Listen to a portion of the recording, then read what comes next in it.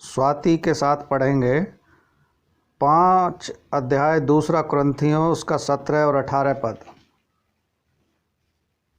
5 अध्याय 2 कुरिन्थियों का 5 अध्याय 17 और 18 पद।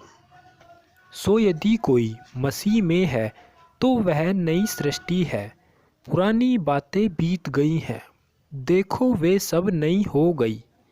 और सब बातें परमेश्वर की ओर से हैं, जिसने मसीह के द्वारा अपने साथ हमारा मेल मिलाप कर लिया और मेल मिलाप की सेवा हमें सौंप दी है। आइए आंखें बंद करेंगे, सरों को झुकाएंगे और प्रार्थना में जाएंगे। धन्यवाद हो पिता, एक बार फिर से आपके पुत्र हमारे उद्धारकर्ता मसीह यीशु के नाम को धन्य कहते हैं। पिता, इन भाई बहनों की गवाहियों के लिए दिल की गहराइयों से धन्यवाद करते हैं मेरे प्रभु कि आपने इनके जीवन में हर पल हर क्षण इन्हें संभाला है, अच्छा स्वास्थ्य दिया है मेरे प्रभु, और हर एक महामारी बीमारियों से इस ठंड के मौसम में बचा के रखा है, और बदलते मौसम में आपने हर एक की सहायता की है। धन्यवाद करते मेरे पिता। हम धन्यवाद करते हुए यीशु के नाम में मेरे प्रभु विनती करते हैं, जिन भाई बहनों ने गवाही नहीं दी है प्रभु, आप उनके हृदय को छुए, उनके मुंह को खोलिए ताकि वो भी तेरी महिमा कर सके मेरे पिता। और आज के वचन के लिए हमारी विशेष प्रार्थना है प्रभु, जितने भाई बहन हम ऑनलाइन प्रार्थना सभा में जुड़े हैं, हर एक को वो बुद्धि, वो समझ, वो ज्ञान, वो वचन का प्रकाशन दीजिए। केवल आपका पवित्र आत्मा हमारा सहायक हो, आपका पवित्र आत्मा हमें सिखाने वाला हो, आपका पवित्र आत्मा वचन के द्वारा आज हमसे बातचीत करने पाए मेरे प्रभु। सब कुछ आप ही के हाथों में सौंपते हैं।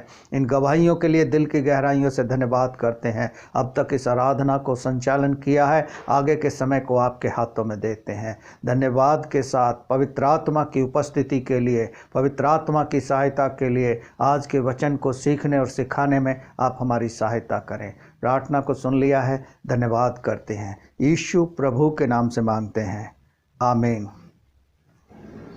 हालेलुया।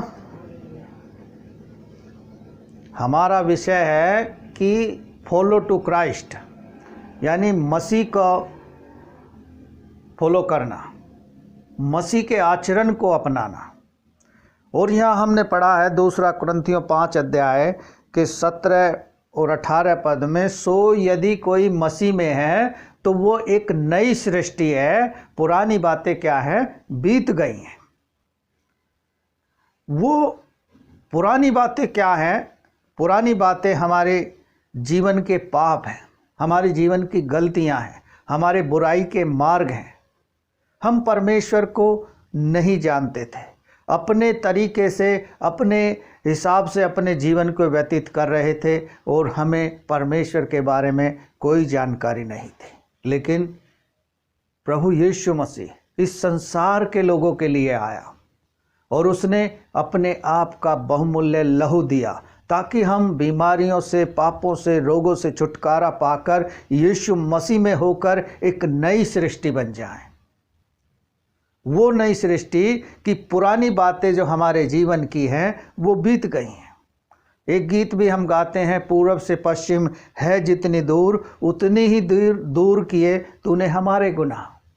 तो हमारे गुनाहों को परमेश्वर ने अपनी पीठ के पीछे डाल दिया है, वो दोबारा स्मरण नहीं करता। लेकिन हम और आप अपनी पुरानी जिंदगी को, अपने पुराने मनुष्यत्व को हम नहीं भुला पा रहे हैं, छोड़ नहीं पा रहे हैं। जबकि वचन कहता है पौलुस के द्वारा 2 कुरिन्थियों में, सो यदि कोई मसीह में है तो एक नई सृष्टि है। यदि उसने सच्चाई के साथ, आत्मा और सच्चाई से परमेश्वर को अपना जीवन दे दिया है, तो फिर वो एक नई सृष्टि है। उसके अंदर नम्रता होगी, दीनता होगी, एक दूसरे से मेल मिलाप से रहेगा, प्रेम से रहेगा, और परमेश्वर की आज्ञाओं में बना रहकर परमेश्वर की महिमा में आगे बढ़ता जाएगा।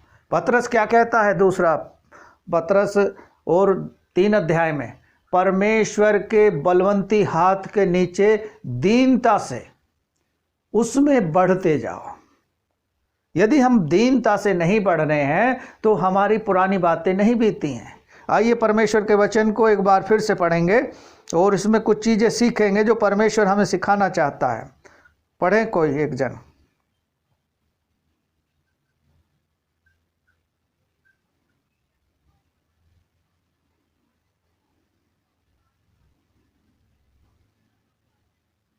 हाँ, पुरानी बातें बीत गई हैं और सब कुछ नया हो गया है। याद कीजिए आप और हम उन दिनों को जब हमने प्रभु यीशु मसीह को अपना उद्धारकर्ता करके ग्रहण किया था। हमारे जीवन में एक नया आनंद था, एक नयापन था। लेकिन जब हम परमेश्वर के वचनों में, उसकी संगति में, उसके प्रार्थना के जीवन में जैसे जैसे आगे बढ़ते जाते हैं, वैसे वैसे हमारा पुराना मनुष्यत्व अंश अंश करके बदलता जाता है। क्या हम मौका दे रहे हैं परमेश्वर को अपने आप में बदलने का? परमेश्वर का वायदा है, परमेश्वर का वायदा है कि मैं तुझे ना कभी छोड़ूंगा ना कभी त्यागूंगा, और संकट के समय में मुझे पुकार, मैं तुझे छुड़ाऊंगा। परमेश्वर का वायदा है मत डर। लेकिन परमेश्वर मनुष्य के लिए काम कर रहा है, मनुष्य को बदलना चाहता है, मनुष्य में परिवर्तन देखना चाहता है। जो हमने उत्पत्ति में देखा कि हव्वा और आदम को कि सर्प ने बहका दिया, शैतान ने उन्हें डिस्टर्ब कर दिया और परमेश्वर की आज्ञा को तोड़वा दिया, जबकि वो एक नए जीवन को जी रहे थे। परमेश्वर आदम और हव्वा के साथ निरंतर रोज संध्या काल में संगति करता था। आप और हम तो केवल संडे के दिन परमेश्वर के साथ संगति करते हैं, लेकिन वो लोग तो परमेश्वर से हर शाम को संगति करते थे। हमारा और आपका पर्सनल रिलेशनशिप प्रार्थना का परमेश्वर के साथ कैसा है, ये आप और हम सब अच्छे से जानते हैं।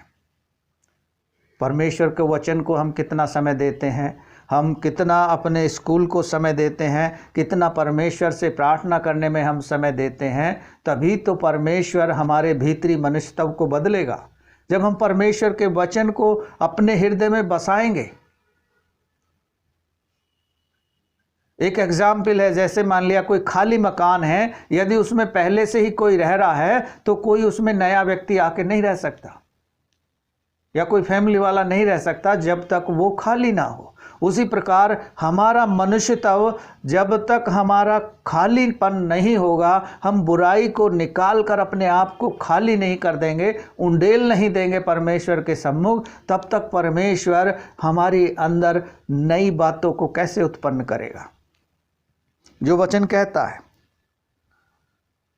कि यदि मसीह में है तो वो एक नई सृष्टि है, पुरानी बातें बीत गई हैं, अब सब कुछ नया हो गया है।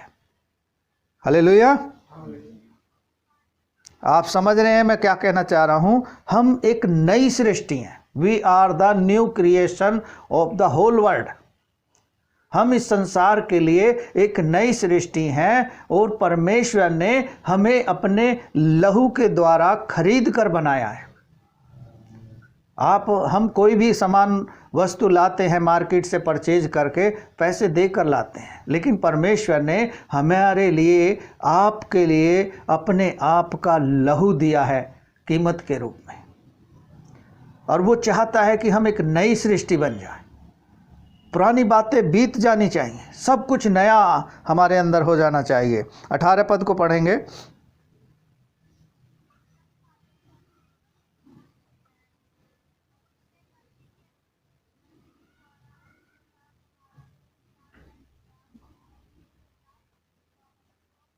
हाँ, क्या लिखा है? साफ लिखा है, इसलिए सब बातें किसकी ओर से हैं? परमेश्वर की ओर से है। ये मनुष्यों की ओर से नहीं है, ये मेरी ओर से नहीं है। ये हमारे और आपके जीवन को कंट्रोल करने वाला, चलाने वाला एक ही है, परमेश्वर, जिसने अपने पुत्र को हमारे और आपके लिए दे दिया। क्या हम अपने आप को दे सकते हैं परमेश्वर के लिए? क्या हम अपने जीवन का बहुमूल्य समय परमेश्वर को दे सकते हैं? क्योंकि सब कुछ परमेश्वर की ओर से है। परमेश्वर ही है हमें जिंदा रखने वाला, परमेश्वर ही है हमें चलाने वाला, परमेश्वर ही है हमें खिलाने वाला, परमेश्वर ही है हमें अच्छा रोजगार देने वाला, परमेश्वर ही है हमें इस संसार में जीवित रखने वाला। हालेलुया।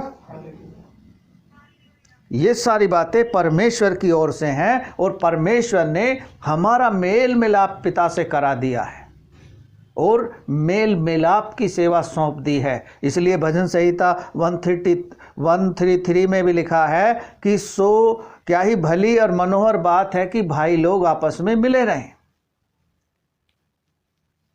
अब बहनें कहेंगी क्या हम आपस में मिलकर नहीं रहेंगे? सबको कहा है परमेश्वर ने हम मेल मिलाप से रहें, प्रेम से रहें, परमेश्वर की आज्ञाओं में बने रहें। और इसलिए मत्ती मरकुस लूका चारों सुसमाचार में लिखा है तू अपने परमेश्वर को सारे प्राण से, सारी शक्ति से, अपने से ज़्यादा उससे प्रेम रख। लेकिन आज हम देखते हैं परिवारों में, आपस में, रिश्तेदारों में, भाई बहन में एक दूसरे से प्रेम नहीं है। क्यों? क्योंकि हमारे हृदय में अभी बुराई रुकी हुई है, अभी हमारे अंदर नयापन नहीं आया है, हम नई सृष्टि नहीं बने हैं। हमने हृदय से नहीं ग्रहण किया है परमेश्वर को, केवल मुख से अंगीकार कर लिया है। इसलिए रोमियो 10 अध्याय के 9 पद में क्या लिखा है? यदि तू प्रभु को मुंह से अंगीकार करे और हृदय से विश्वास करे और उसे अपना उद्धारकर्ता करके ग्रहण करेगा तो वो तेरे द्वारा तुझको और तेरे घराने को उद्धार देगा। एक जने के द्वारा परमेश्वर पूरे घर को बचाएगा। लेकिन हमें परमेश्वर की संगति में, वचन में, प्रार्थना में आगे बढ़ना है, पीछे की ओर नहीं देखना है। क्योंकि जब परमेश्वर ने स्वयं हमारे पापों को, गुनाहों को माफ़ करके अपनी पीठ के पीछे फेंक दिया है तो हमें भी अपनी बुराई को अपने पीछे छोड़ देना है और आगे की ओर देखना है। इसलिए भजन संहिता 121 में क्या लिखा है? मैं अपनी आंखें किधर लगाऊंगा? सिय्योन पर्वत की ओर लगाऊंगा। सिय्योन पर्वत की ओर क्यों लगाऊंगा? क्योंकि सिय्योन पर्वत सबसे ऊंचा है। और एक गीत भी गाते हैं, आसमानों से ऊंचा है हमारा परमेश्वर। इसलिए हम सब बातें परमेश्वर की ओर से करते हैं। परमेश्वर ने हमें मेल मिलाप की सेवा सौंप दी है, इसलिए मेल मिलाप से रहें। और मत्ती 5 अध्याय को आप पढ़ेंगे, लिखा है क्या ही धन्य है वो जो मेल कराने वाले हैं। जब बेटा बेटी का रिश्ता कराते हैं, चाहे वो पासवान लोग हों या कोई अन्य संसारिक लोग हों, वो परमेश्वर की ओर से होता है। क्योंकि दो परिवारों को वो एक दूसरे से मिला रहे हैं, एक दूसरे से मेल मिलाप करा रहे हैं। इसलिए परमेश्वर का वचन कहता है धन्य है वो जो मेल कराने वाले हैं। हमें परमेश्वर के वचन की गहराई को समझने के लिए वचन को पढ़ना होगा, वचन को समय देना होगा, ताकि हम उसकी गूढ़ बातों को समझ सकें। इसलिए यिर्मयाह 33 अध्याय के 3 पद में क्या लिखा है? लिखा है तू मुझसे प्रार्थना कर, मैं तुझे बताऊंगा कठिन और गूढ़ बातें जो तू अभी नहीं समझता। जरूरत है हमें परमेश्वर के साथ समय बिताने की। हालेलुया। आइए एक और पद जल्दी से निकाल कर पढ़ेंगे, मेरे साथ निकालेंगे प्रेरितों के काम 17 अध्याय के 28 पद को।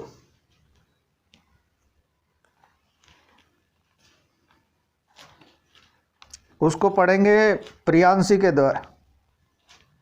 द्वारा पढ़ेंगे। 17 का 28।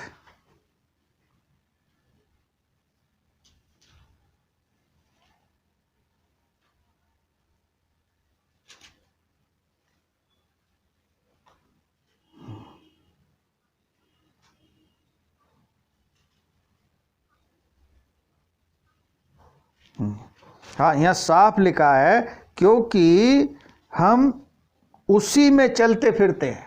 किसमें? परमेश्वर के अनुग्रह में, परमेश्वर की दया के द्वारा हम परमेश्वर में ही चलते फिरते हैं। परमेश्वर ने ही हमें जीवन दिया है, परमेश्वर ही हमें आगे की ओर लेकर जाएगा, परमेश्वर ही हमारे अंदर नयापन लाएगा, पुराने मनुष्यत्व को बदलेगा परमेश्वर। हालेलुया। इसलिए परमेश्वर का वचन कहता है क्योंकि उस के द्वारा हम चलते फिरते हैं, उसी में जीवित रहते हैं और उसी में परमेश्वर हमें आगे बढ़ाएगा। इसलिए परमेश्वर के वचन में हम अपने आप को बना के रखें ताकि हम एक नई सृष्टि, एक न्यू क्रिएशन कहला सकें। हालेलुया।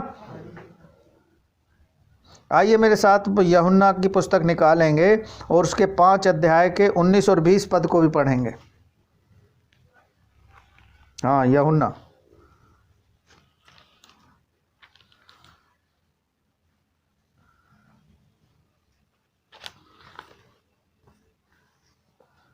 हाँ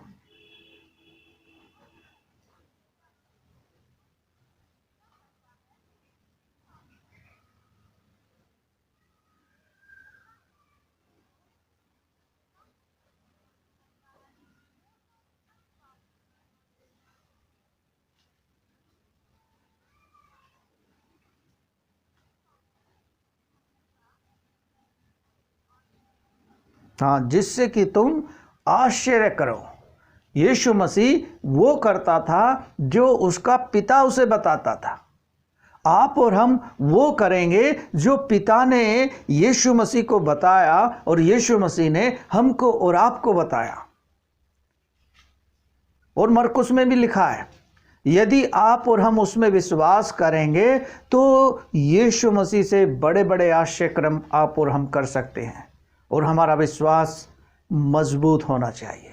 राई के दाने के बराबर। आप राई के दाने को जब दबाओगे तो वो आपसे दबेगा नहीं, फोड़ोगे वो आपसे फूटेगा नहीं, इतना मजबूत है राई का दाना। इसलिए बड़ा विश्वास परमेश्वर आपसे हमसे नहीं चाहता। वो चाहता है कि जो परमेश्वर ने हमें बुलाया है जिस कार्य के लिए, उस बुलाहट से, उस दौड़ में दौड़ते रहें, उस परमेश्वर की आज्ञा में बने रहें जो परमेश्वर चाहता है। और परमेश्वर ये चाहता है कि हमारा पुराना मनुष्य तब बदलना चाहिए, हमारे अंदर नयापन आना चाहिए। हमको लोग कहने वाले बन सकें कि हाँ, ये देखो मसीह चला आ रहा है। इसीलिए तो अन्य जाति लोग गवाही देते हैं कि मसीह लोगों में शांति होती है। लेकिन अब देख रहे हैं कि मसीह लोगों की शांति छीन ली गई है,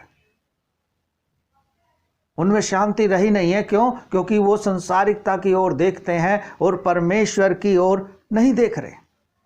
पुराने नियम को जब आप पढ़ोगे, देखोगे कि लोगों ने परमेश्वर को महत्व दिया, ना कि संसारिकता को।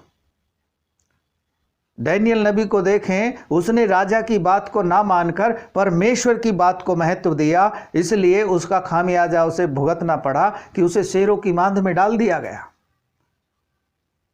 लेकिन परमेश्वर ने उसे जीवित रखा। राजा को भी इस बात की चिंता थी जब डैनियल को उसने लोगों के कहने से शेरों की मांद में डाल दिया था। वो भी पूरी रात उस सो नहीं पाया था जिस रात में डैनियल को शेरों के बीच में डाला गया था। सुबह सुबह भोर में दौड़ कर आया और कहा कि हे डैनियल, क्या तेरा परमेश्वर जिसे तू मानता है उसने तुझे जीवित रखा है? तो डैनियल आवाज़ लगाता है कि हाँ राजा, मेरे परमेश्वर में वो सामर्थ है।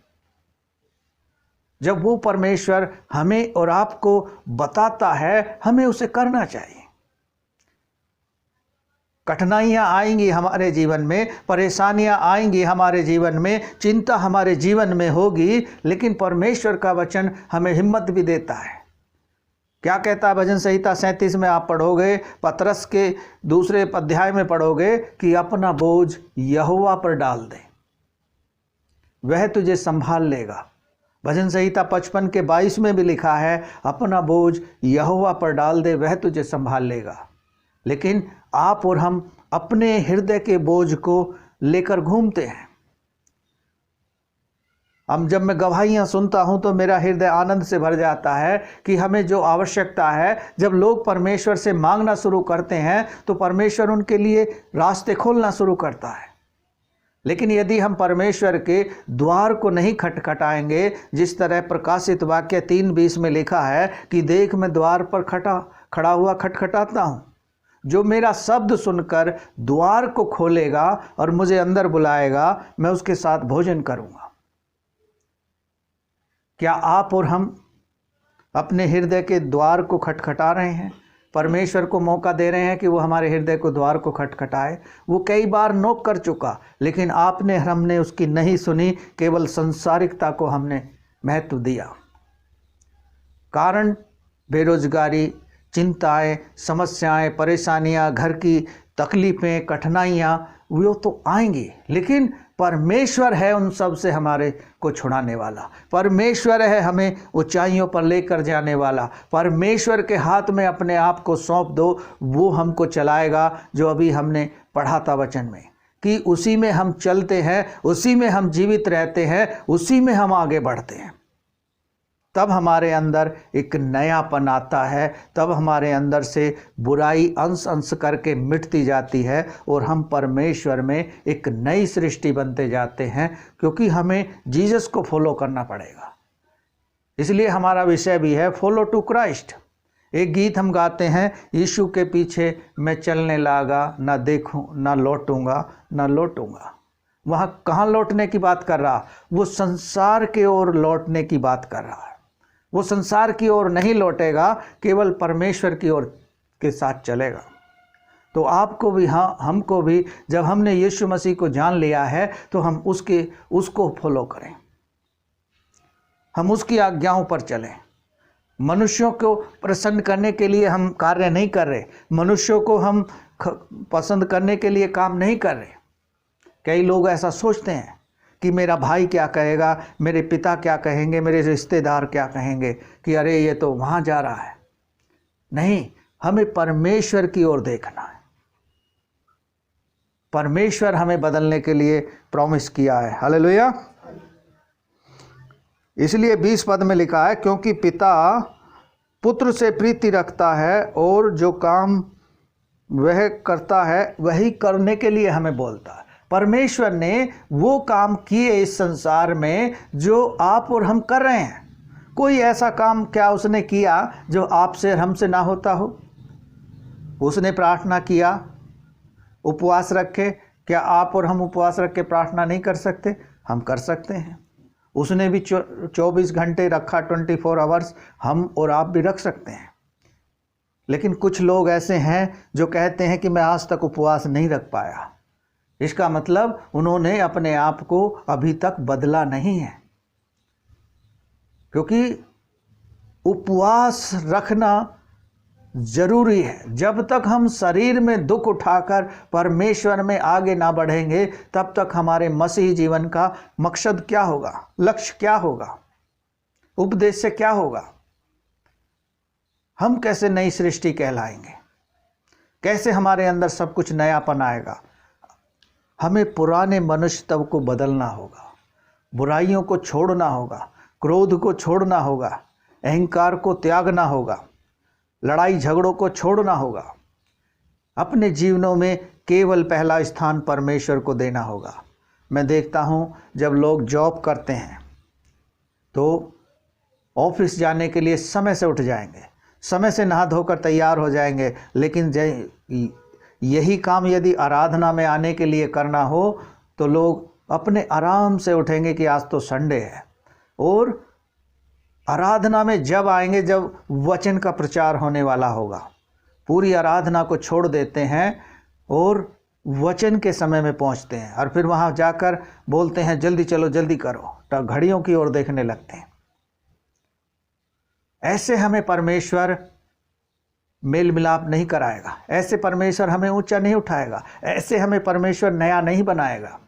बनाएगा तो उसके साथ संगति से, उसके को समय देने से, उसके वचन को पढ़ने से, उसके प्रकाशन में, उसकी आज्ञाओं में, उसके अनुसार करने से, उसकी इच्छा के अनुसार कार्य करने से वो हमें आगे बढ़ाएगा और इतनी ऊंचाइयों पर लेकर जाएगा कि आप और हम देखेंगे और लोग कहेंगे कि हाँ, इसको परमेश्वर ने बढ़ाया, हाँ ये परमेश्वर का बेटा है, ये परमेश्वर से प्रेम करता है। हालेलुया।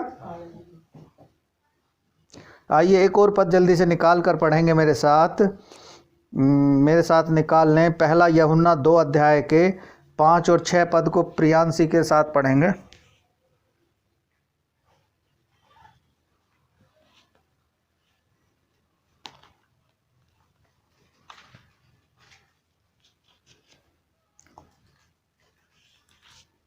पहला यूहन्ना 2 अध्याय 5 और 6 पद।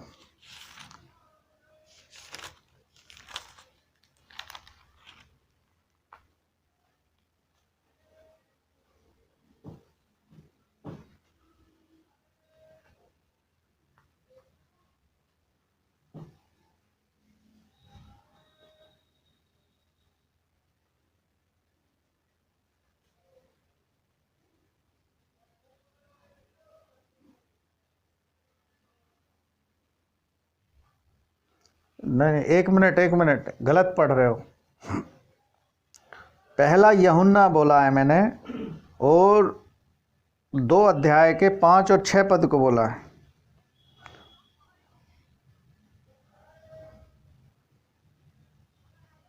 हाँ, जो कोई परमेश्वर के वचन पे चलेगा उसमें सचमुच परमेश्वर का प्रेम साबित हुआ है। हाँ, आगे।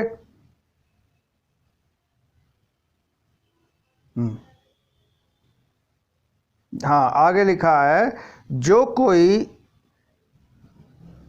बोलो जल्दी आगे पढ़ो।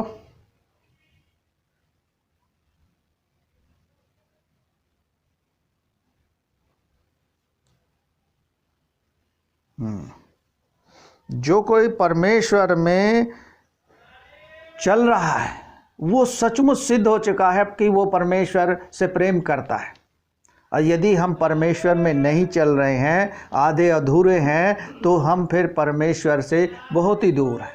हमें उस आधे अधूरेपन को दूर करना पड़ेगा और अपने जीवन को पूर्ण रूप से परमेश्वर के हाथों में सौंप देना होगा, ताकि परमेश्वर हमारे भविष्य के लिए कुछ कर सके।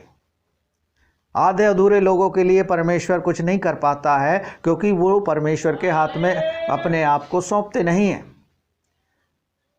यदि हम परमेश्वर में चल रहे हैं तो हम जान रहे हैं कि परमेश्वर ने क्या सिखाया। यूहन्ना 3:16 को आप पढ़ लेंगे, वहाँ लिखा है वो प्रेम करता है और प्रेम के खातिर ही उसने अपने पुत्र को दे दिया। क्या आप और हम एक दूसरे से अपने परिवार में, अपने रिश्तेदारों में, अपने आस पड़ोस में ऐसा प्रेम कर रहे हैं कि परमेश्वर के पुत्र के समान अपने आप को दे सकते हैं?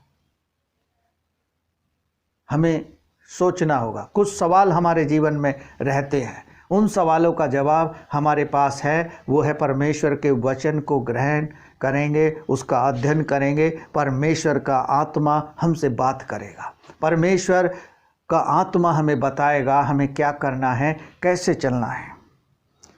इसके अगले पद को पढ़ें, 6 को।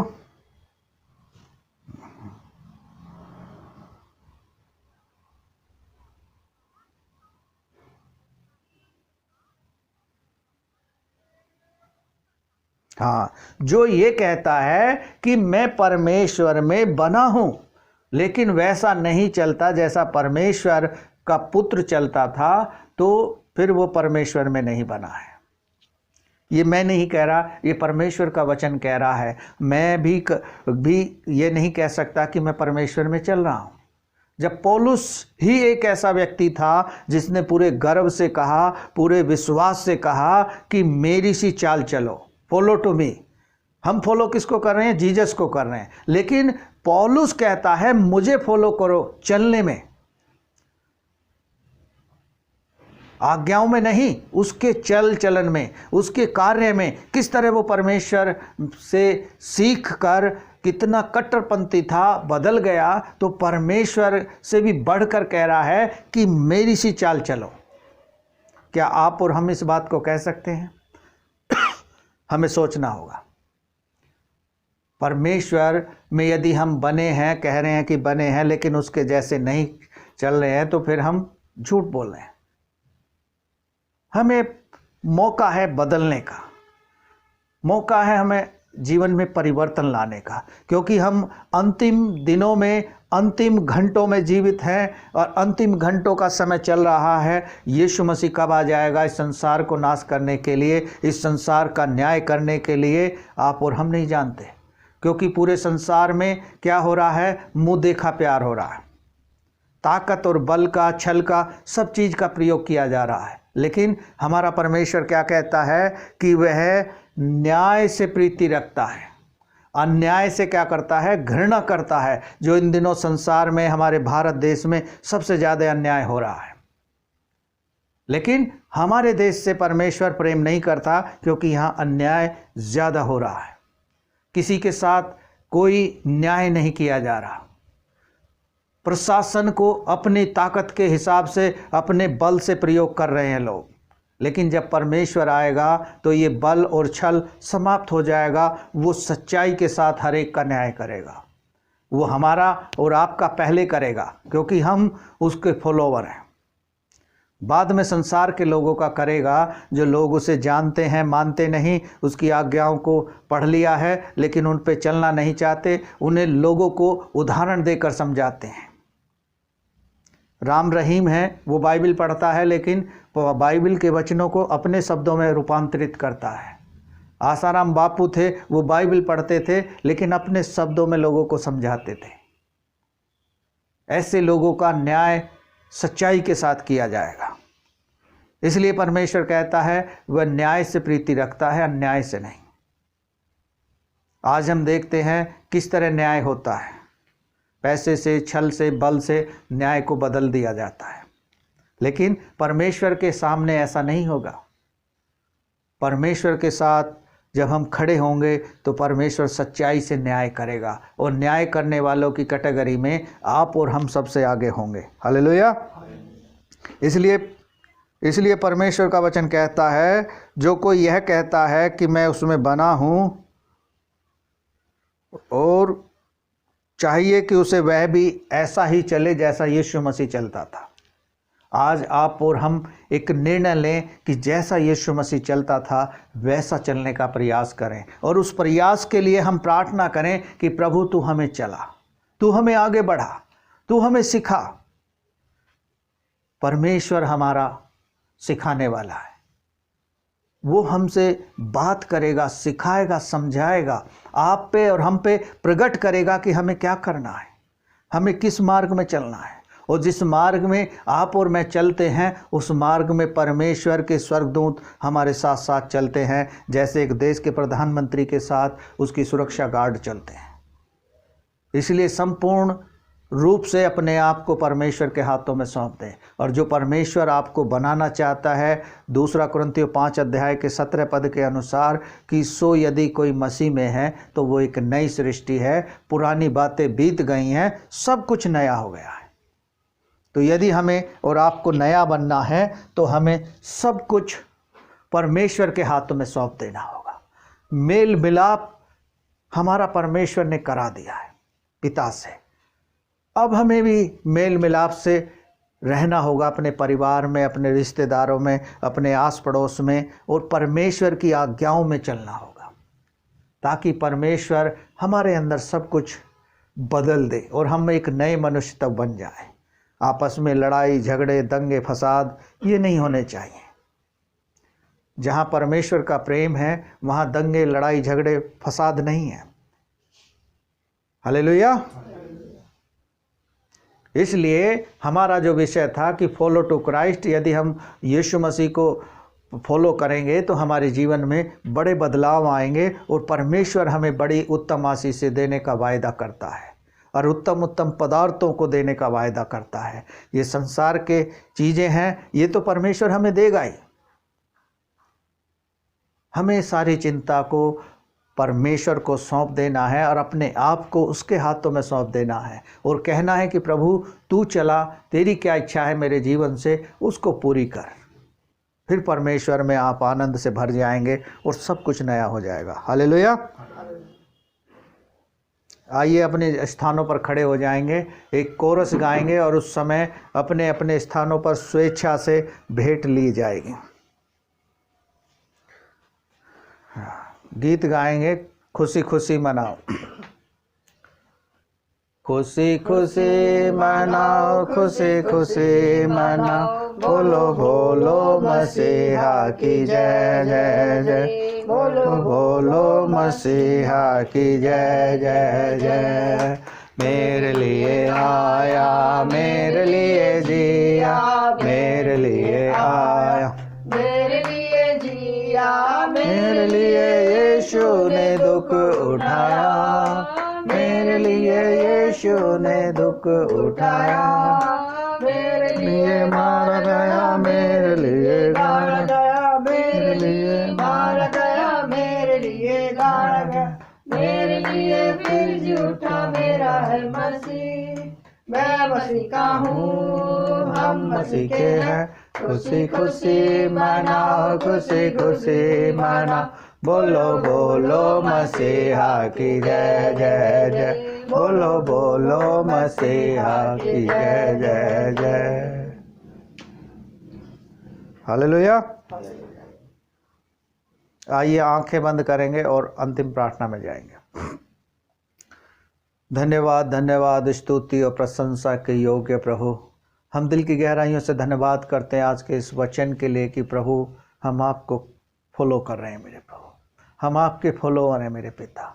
हम आपकी आज्ञाओं में, आपके वचनों में, आपके अनुग्रह में, आपकी दया में चलते फिरते जीवित रहते हैं मेरे प्रभु।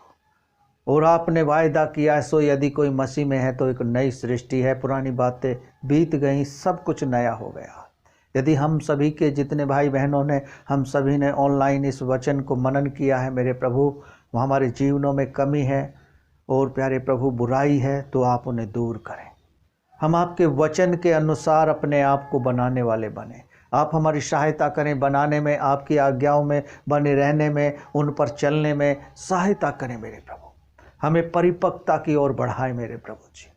हमें मेल मिलाप का आत्मा आपने हमें दिया, हम मेल मिलाप से एक दूसरे से प्रेम करने वाले बन सके मेरे प्यारे प्रभु जी। इस वचन को हमारे हृदय में हजारों गुना फैलाने वाला बनाइए प्रभु जी, सहायता कीजिए। और भी भाई बहनों को आपके हाथों में सौंपते हैं प्रभु, जहाँ जहाँ मिनिस्ट्री का कार्य चल रहा है प्रभु, उस जगह को, उन क्षेत्रों को, उन भाई बहनों को नाम बनाम आपके हाथों में सौंपते हैं। उन्हें भी संभालें और आशीष करें मेरे प्रभु जी। जितने इस समय जुड़े हैं सबको आपके हाथों में देते हैं। जो भेंट हमने अपने अपने स्थानों पर उठाई है प्रभु, उन बढ़ने वाले हाथों को आशीष करना, उनकी कमी घटियों को भरपूरी में बदलना प्रभु। उनके घरों में, उनके जीवनों में, उनके परिवारों में किसी भली वस्तु की घटी ना होने पाए। उन देने वाले हाथों पर, इस भेंट पर और हम सभी के जीवन पर आपकी दया, आपका अनुग्रह, आपकी अपरंपार आशीषें चाहते हैं। सब कुछ आपके हाथों में सौंपते हैं। प्रार्थना विनती को सुन लिया है, धन्यवाद करते हैं। यीशु प्रभु के नाम से मांगते हैं, आमीन। हालेलुया। सबको जय मसीह की।